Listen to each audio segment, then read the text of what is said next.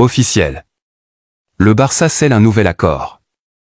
En pleine réussite sportive, le FC Barcelone a trouvé un terrain d'entente avec l'architecte de son projet pour continuer à bâtir une équipe ambitieuse prête à tout rafler. Le FC Barcelone vit l'une de ses meilleures périodes depuis plusieurs années. Avec une seule défaite concédée depuis le début de l'année 2025, le club catalan entretient plus que jamais son rêve de réaliser un triplé. Samedi dernier, les Blaugrana ont remporté une victoire spectaculaire face au Real Madrid, s'imposant 3-2 en finale de la Coupe du Roi au stade de la Cartuja, à Séville. À peine le trophée en main, les regards sont déjà tournés vers la demi-finale de Ligue des Champions. Ce renouveau flamboyant porte incontestablement la signature d'Hansi Flick. Depuis son arrivée, l'entraîneur allemand a insufflé au Barça rigueur, ambition et modernité, redonnant au club son ADN de conquérant. Séduite par cette dynamique positive, la direction catalane a agi rapidement, bien que Flick soit encore sous contrat jusqu'en 2026, un nouvel accord aurait été conclu pour prolonger l'aventure, au grand soulagement des supporters. D'après des informations proches du dossier, le FC Barcelone a proposé une prolongation d'une saison supplémentaire, conformément au souhait d'Hansi Flick de gérer sa carrière par étapes. L'entente, qui porterait son contrat jusqu'en juin 2027, est quasiment scellée, quelques détails restant encore à régler, selon Mundo Deportivo. Cette approche flexible correspond parfaitement à la philosophie de l'entraîneur allemand, qui privilégie des engagements à court terme pour conserver sa liberté tout en offrant une stabilité précieuse au projet Blaugrana. La prolongation entraînera naturellement une revalorisation salariale pour Flick et son équipe technique.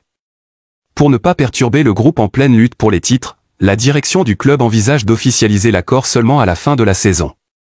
En coulisses, les négociations menées par l'agent de Flick, Pini Zahavi, avec le président Joan Laporta ont progressé rapidement, scellant ainsi l'avenir immédiat du Barça sous la direction d'un entraîneur qui incarne la renaissance du club. Xavi Simons, la jeune star néerlandaise évoluant à Leipzig, aimerait rejoindre le FC Barcelone. Alors que le marché des transferts estivales s'annonce particulièrement animé, un jeune milieu de terrain néerlandais a clairement fait part de son ambition étant d'enfiler un jour le maillot du FC Barcelone. Le FC Barcelone semble avoir franchi un cap considérable sur la scène du football européen.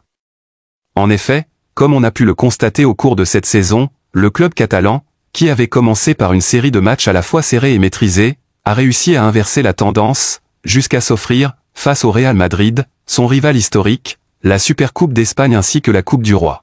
Cette performance a été rendue possible grâce à l'implication de l'ensemble de l'équipe, qui s'est donné les moyens d'atteindre ses objectifs. Toutefois, il convient de souligner que la qualité de jeu affichée par les joueurs ces derniers temps n'a fait qu'attirer l'attention de grands clubs venus des quatre coins du monde, ainsi que de certains joueurs, désireux de rejoindre les rangs du Barça.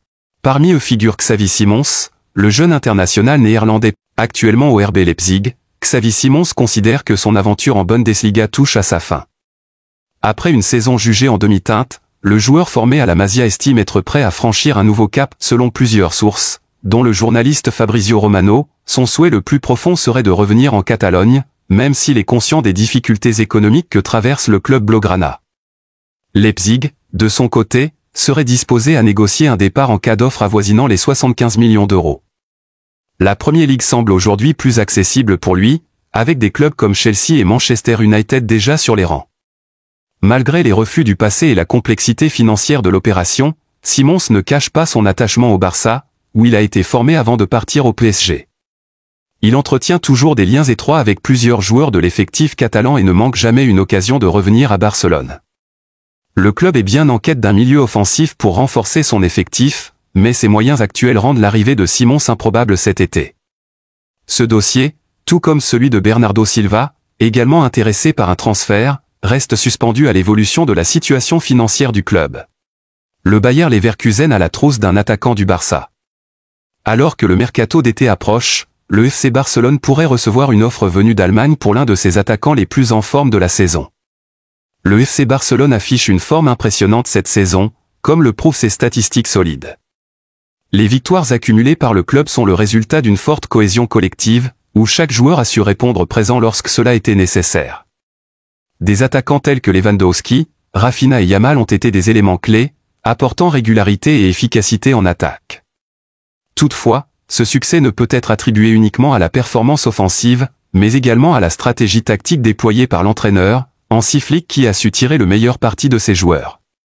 D'autres membres de l'équipe, à l'instar de Ferran Torres, ont également contribué à cette dynamique positive, avec des performances constantes qui ont suscité l'intérêt de clubs comme le Bayer Leverkusen.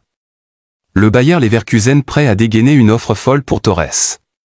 Ferran Torres, qui réalise une saison remarquable avec 18 buts et 4 passes décisives en 42 matchs toutes compétitions confondues, pour 18 titularisations, attire de plus en plus l'attention à l'international. Bien qu'il soit lié au FC Barcelone jusqu'en 2027, l'attaquant espagnol de 25 ans suscite l'intérêt de plusieurs clubs. L'Atlético Madrid le suit de près depuis quelques semaines, mais un autre club pourrait bientôt entrer dans la danse. Selon le média Les Transferts, le Bayer Leverkusen serait particulièrement intéressé par son profil. Le club allemand envisagerait de soumettre une offre autour de 20 millions d'euros pour s'attacher les services du joueur. Cette somme risque d'être trop faible au regard de sa condition actuelle et des ambitions du club de le faire rester, lui qui offre une qualité comparable à celle de Robert Lewandowski.